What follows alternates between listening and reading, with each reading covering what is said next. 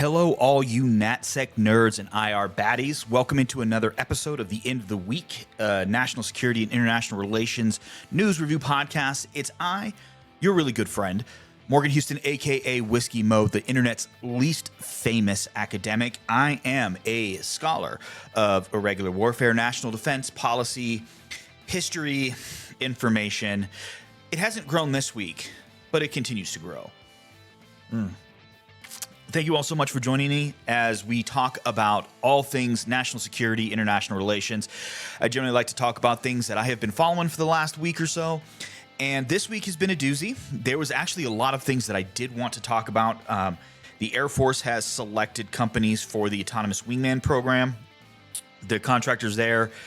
There was some other things that have been coming up. The biggest thing that popped up, I believe it was Tuesday night or Wednesday morning, and that's what we are going to talk about today, and that is the memorandum of understanding between the U.S. and Iran to extend the ceasefire and to begin the process of negotiating a permanent peace. And so what we're going to do today is that we're going to do a brief overview of the war, which has lasted since February, and then we are going to go through the memorandum. We're going to talk about some of the most important key points that I saw. And then we are also going to talk about why this matters. And as always, you know, it's really important for us to kind of take things into context. I do try and be as nonpartisan as I can, but sometimes that slips in. I do have to give my commentary, and I try not to be partisan in my commentary so much as what I think is best for the policies that are being created. And unfortunately, the last couple of administrations have made it very difficult to be very open and clear and nonpartisan. There's things I'm going to agree with, things I'm going to disagree with. But I think that this is an important thing, especially considering that we have to really consider what the long-term implications are for the U.S., Iran, the Middle East, and the rest of the world, especially considering that this war has had massive outsized economic impact as well as a fairly substantial loss of life. So let's start with the war.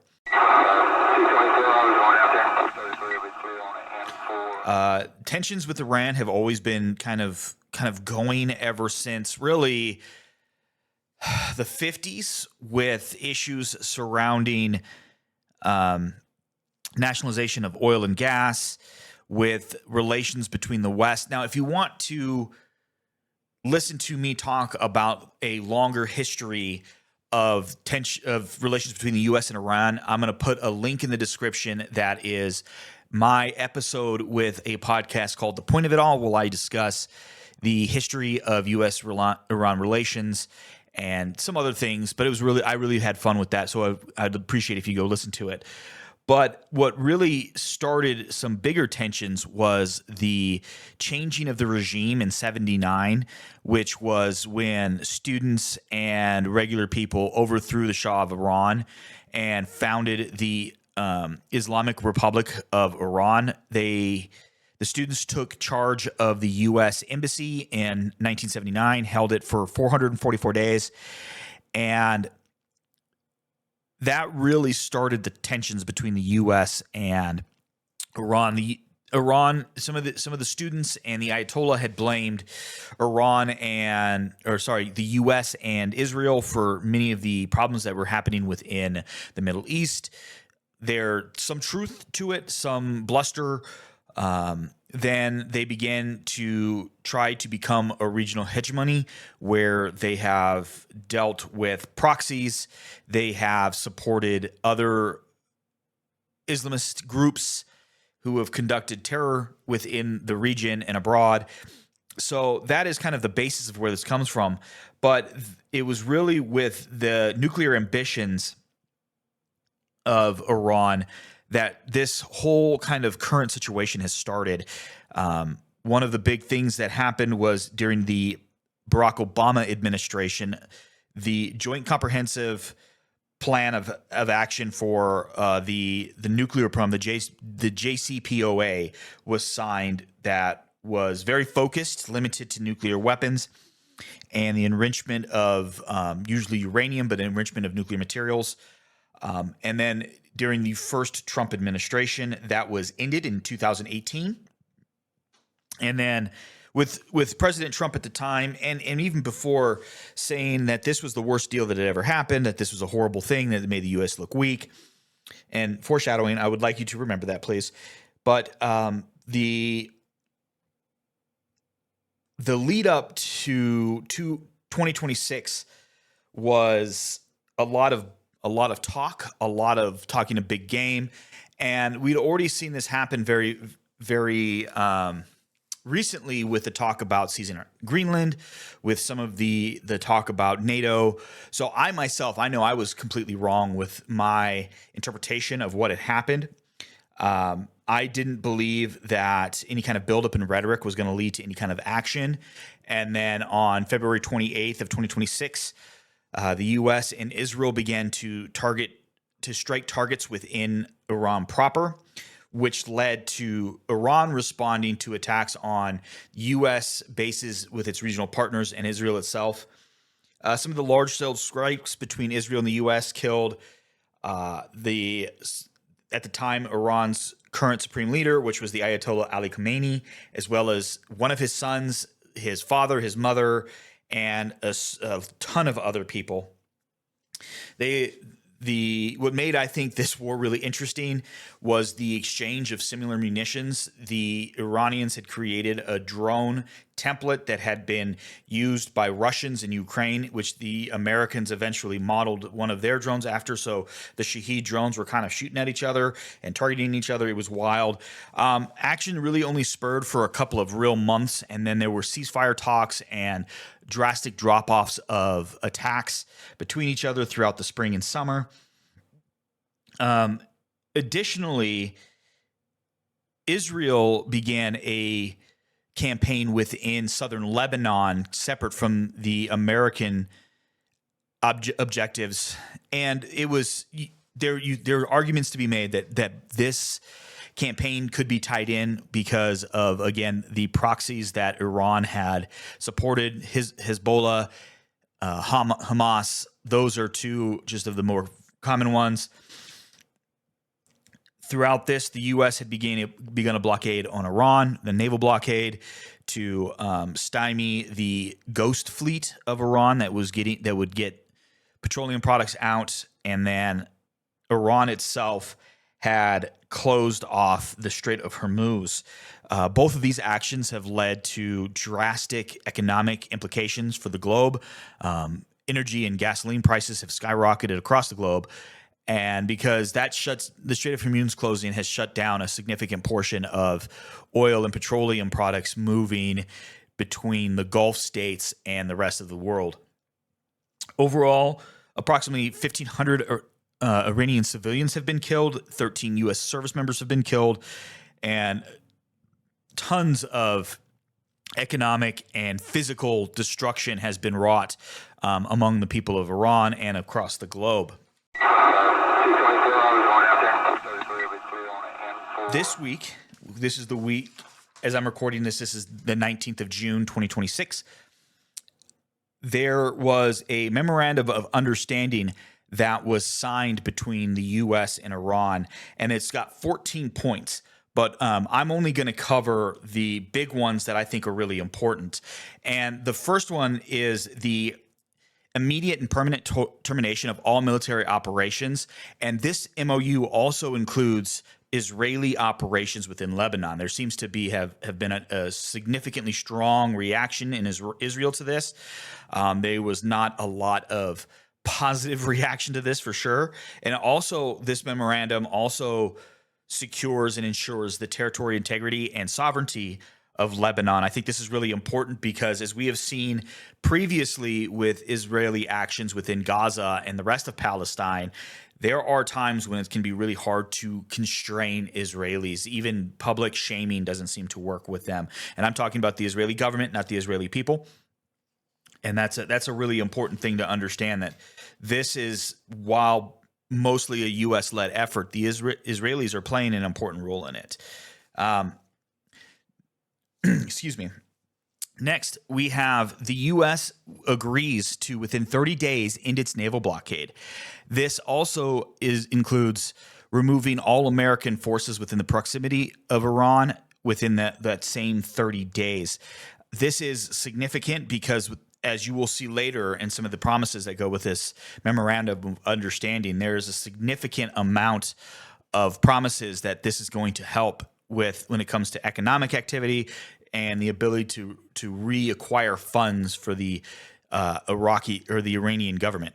Iraqi government, man, what is going on with my brain there? Next is addressing the Straits of Hormuz. Iran will make its best effort to allow for the safe passage of commercial vehicles with no charge for 60 days. And I added that 60 days because it's really important that you understand that this is not a permanent end to, or permanent cessation to this conflict. Iran has made it very clear that they would like to monetize the strait and use that for something. And this is really important, and I think it's going to be really important as we talk about the future and a final deal. This section, this point also requires that Iran remove any obstacles, including mines, within 30 days, and that the rights and status of the strait will be negotiated with the Sultanate of Oman and the Maritime Service Administrator. During this conflict, Iran had created an organization supposedly to work with Oman, but it has ties with the Revolutionary Guard, the Iranian Revolutionary Guard, and this is supposed to control the rights and the status of, and there's some really interesting things that are going on. I'm going to post one of the links that I will post below in the thing is going to be an article from Foreign Affairs about how Iran won the war but can lose the peace. It's a really good take on specifically this point about what they're going to talk about. And I think this is really important for the global economic situation. I think one of the things that this war has shown us is that the globe is, no matter how much people hate it, interconnected, and that we have to understand that the actions of one nation can have massive impact economically on others. So that's the big one there, is that that Iran will open up the strait for safe passage. Next, under U.S. leadership, utilizing regional partners, a plan worth $300 billion will be created. This is intended for reconstruction and economic development within Iran. This initially had a lot of jawing among especially people on the left, saying that the U.S. was going to give $300 billion. This is not true. This is a plan that is going to be organized and run and led through the U.S. that has mostly private companies contributing funds for the economic rebuilding and the reconstruction of Iran. As of right now, from what has been said, it's really hard sometimes to verify some of these things that are said in the press and said from the administration, that half of this money has already been deposited by some companies. So I think this is going to be really interesting to see how this plays out, because that's a significant amount of money.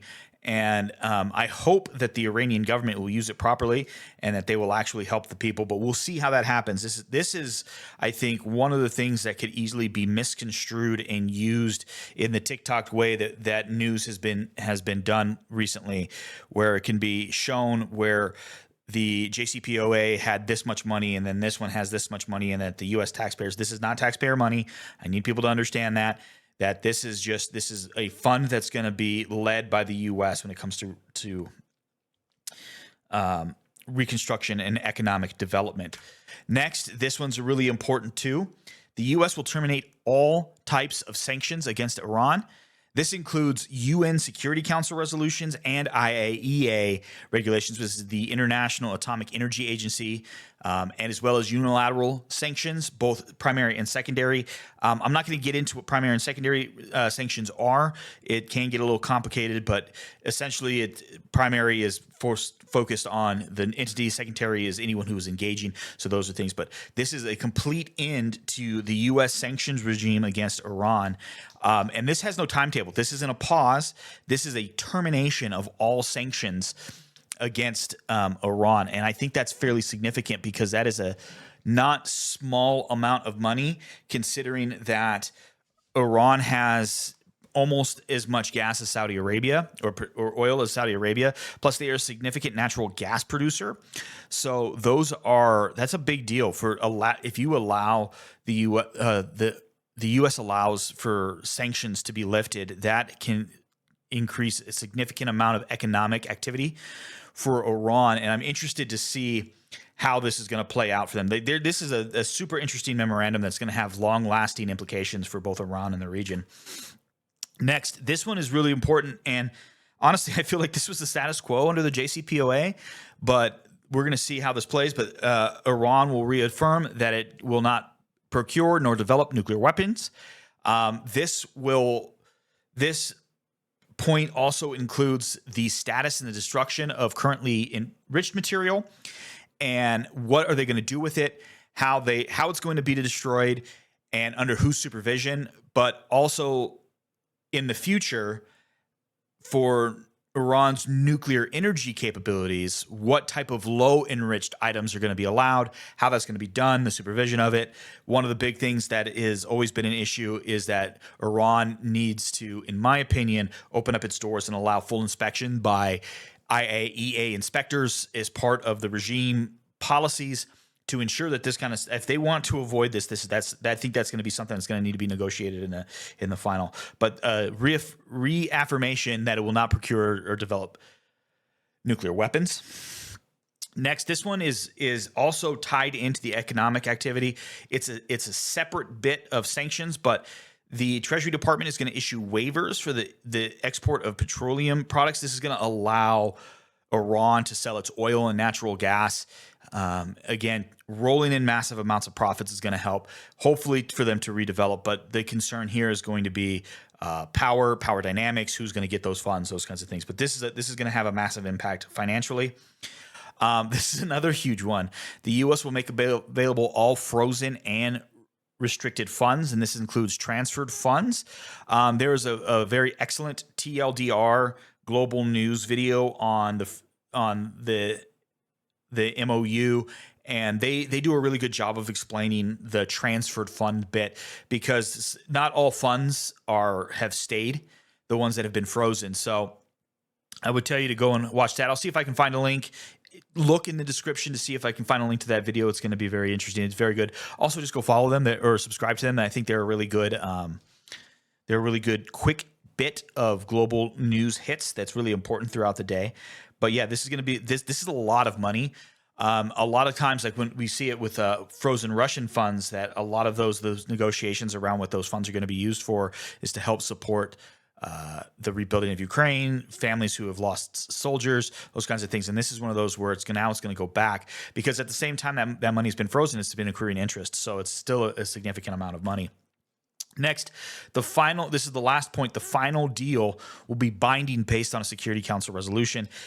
This is important because the JCPOA was also a Security Council resolution, and the Security Council of the UN is the only body that can really enforce things to the members of the UN. So I think it's really important for us to understand that this is, while this memorandum is bilateral, there is some plan for this to be a multilateral, multinational agreement. And I think one of the most important things for us to understand here is that, honestly, my reading of this memorandum of understanding is a capitulation of the U.S. Not in the sense that we've given up any territory or anything like that, but essentially we didn't maintain the status quo. We have allowed Iran to now bring in massive amounts of economic activity, a lot of funds that can be utilized in very different ways by a regime that has proven to be stalwart, to be very against change, and very destructive towards its own people and its region. The Iranian government has made it very clear that they want to be the regional power within the Middle East. They have a fairly strong military. It has been degraded since the beginning of this war, but I don't believe that the U.S. has actually degraded it to the point of inoperability. This we lost 13 American lives, which is 13 more than needed to happen. 1,500 Iranian civilians were killed, which were 15 more than needed to happen. I feel like this wouldn't have been necessary if Donald Trump had not pulled out of the JCPOA. I actually agree at some point with the president that it was too limited. I think the JCPOA was very good for what it was supposed to do, which is to limit the nuclear ambitions of a nation like Iran. But there should have been amendments and other attempts to stifle and stymie the Iranian government to keep it from being the power player that it is within the region. And they do it in a much more unique way, in a much more irregular warfare style by utilizing proxies. They don't stand toe-to-toe against those who they see as enemies. They use proxy forces. They fund and arm other groups and allow them to conduct their operations, which work in tandem with their goals as a nation. I really think that I hope that this is just the starting point, that the final deal that is supposed to be negotiated within the next 60 days is going to be stronger. It's going to not give up as much and maybe get a little bit more back. Now, I know the administration has constantly said the only reason for this was that to stop Iran from getting a nuclear weapon, which there has been no evidence that has shown that Iran was anywhere near obtaining a nuclear weapon. And I'm not sure what the strategic outcome was or the reason for this. And it doesn't seem that anything has been obtained. And in fact, like I said, I believe that the U.S. has lost more than it has gained. So I find this to be essentially problematic at the best I can give. And at the worst, I find this to be insulting as an American, that you're going to place the lives of my brothers and sisters in arms in danger for something that has not succeeded. There's been really interesting jokes that have come about over the last week because of it. I'm not going to share them, but I'm sure you've got the internet. Obviously you do if you're watching this. So that is the brief overview of the memorandum of understanding between the U.S. and Iran. I am going to post a link to the text so you can read it yourself. It is really short. It is brief. You can read it. Please read it. Get in the comments. Let me know what you think. Do you think I'm completely out of touch? Do you think my takes are asinine? I would love to hear what you have to say. As always, if as you're watching this between now and excuse me, the 26th of June, if you would like to get in the comments and tell me of the story that you have seen and you want me to comment on, please let me know. I will try to get to them as we record. Also, I'll put a card right here.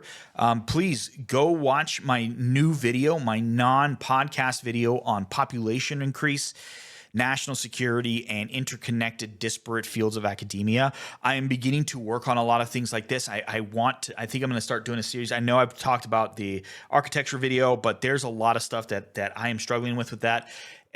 But some of these I can do without as much tools for me to read scripts and stuff. I can do a little bit more off the cuff. So I want to do one on like basics of international relations, of irregular warfare, asymmetric warfare, all these things, and kind of do brief explainers to some major theories that we can talk about, so that if you are new to the national security space, you can have a basic understanding. And then I can also point in directions of books, podcasts, YouTube channels, those things like that. And as always, if you find some value with this, please gently caress that like button. I really do appreciate it. I can tell, like, my last couple videos have not gotten a lot of attention. I don't know what I did, but yeah, every time you guys like, I get a lot more impressions, and I really do appreciate it when you hit that thumbs up button. And you know what? Honestly, if you don't like it, hit the thumbs down button. I can appreciate it. I'm here for it, right? Also, go ahead and subscribe. That is probably one of the biggest things that helps the channel, is if the more subscribers they have, the more that YouTube and Spotify is going to put things out. And it gets to more faces. And I hope that there's more faces seeing this. I think that these are topics that are really important, and I would really love to see more people engaged with the world around them. Also, if you want to know, especially when my non-podcast videos come out on YouTube, go ahead and hit the notification bell. That'll let you know when anything's popping up. And I hope that you watch them. I hope you engage with them. I hope you enjoy them, because they're really interesting for me to make. I can see where I am, and if I need to bone up on any kind of information and do my own research and get a little bit better. But as always, I hope you all have a lovely time in the week coming up, and I'll see you again at the end of the week.